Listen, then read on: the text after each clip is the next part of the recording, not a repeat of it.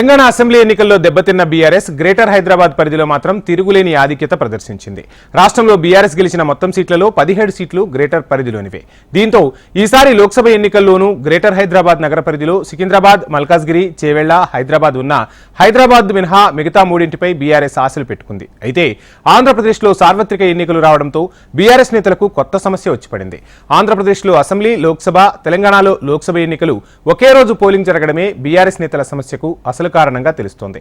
గత డిసెంబర్లో తెలంగాణ శాసనసభ ఎన్నికలు జరిగినప్పుడు ఆంధ్రప్రదేశ్లో ఎటువంటి ఎన్నికలు లేనందున గ్రేటర్ హైదరాబాద్ పరిధిలో స్థిరపడిన ఆంధ్ర ప్రజలు హైదరాబాద్లోనే ఓటు హక్కు వినియోగించుకున్నారు.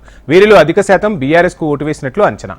అందుకే గ్రేటర్ హైదరాబాద్లో బీఆర్ఎస్ కు ఆధిక్యం వచ్చిందన్న విశ్లేషణ కూడా ఉంది.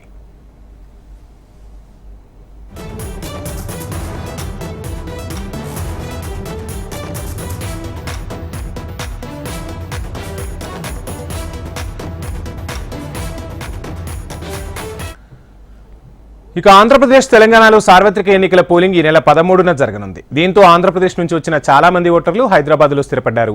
వీరిలో దాదాపు అందరికీ 2 రాష్ట్రాల్లో ఓటు హక్కు ఉంది. ఆంధ్రప్రదేశ్లో అసెంబ్లీ ఎన్నికలు ఉండడంతో రాజకీయ నాయకులు ఓటర్లను తరలించేందుకు అధిక ప్రాధాన్యత ఇస్తున్నారు. ఆంధ్ర ఓటర్లు కూడా సొంతూరులో ఓటు వేసేందుకు ఆసక్తి చూపుతున్నారు. దీనికి తోడు హైదరాబాద్లో ఉన్న తెలంగాణ ఓటర్లు స్వగ్రామాలకు పయనమయ్యారు. దీంతో ఈసారి గ్రేటర్ హైదరాబాద్లో పోలింగ్ పర్సంటేజ్ తగ్గే అవకాశం ఉంది. ఇదే ఇప్పుడు బీఆర్ఎస్ నేతలను కలవరపడుతోంది. ఇక హైదరాబాద్ నుంచి ఓటర్లు ఆంధ్రప్రదేశ్కు పయనం కావడంతో ఆంధ్రప్రదేశ్కు వెళ్లే రైళ్లు, బస్సులు కిటకిటలాడుతున్నాయి. మే 13న జరిగే పోలింగ్ కోసం ఆంధ్రప్రదేశ్ ఓటర్లు ముందుగానే రైళ్లు, బస్సులు, విమానాల్లో టికెట్లు బుక్ చేసుకున్నారు. వలస ఓటర్లు వెళ్లిపోవడంతో సికింద్రాబాద్, చేవెళ్ల, మల్కాజ్గిరి లోక్సభ నియోజకవర్గాలపై తీవ్ర ప్రభావం చూపే అవకాశం ఉంది. హైదరాబాద్లో అసెంబ్లీ ఎన్నికల్లో ఎదురైన చేదు అనుభవంతో అప్రమత్తమైన కాంగ్రెస్ పార్టీ ఈ 4 నెలల్లో గ్రేటర్ పరిధిలో పార్టీని బలోపేతం చేయడంలో తలమునకలైంది. ఈ 3 నియోజకవర్గాలలో కాంగ్రెస్ పార్టీ ఇప్పటికే కొంతమేర పట్టు సాధించింది.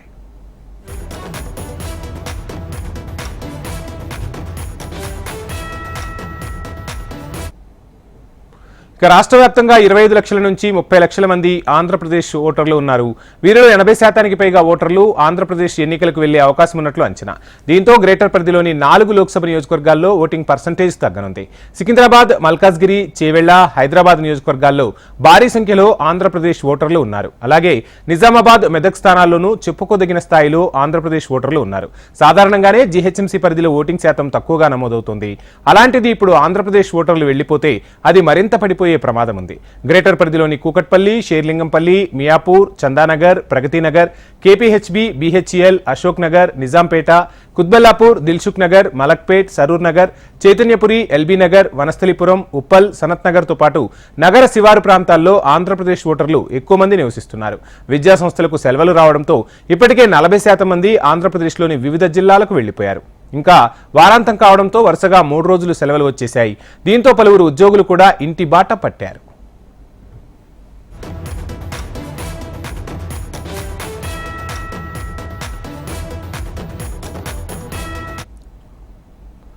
అసెంబ్లీ ఎన్నికల్లో హైదరాబాద్ జిల్లాలోని 15 అసెంబ్లీ నియోజకవర్గాల పరిధిలో 46.68% మాత్రమే ఓటింగ్ నమోదైంది.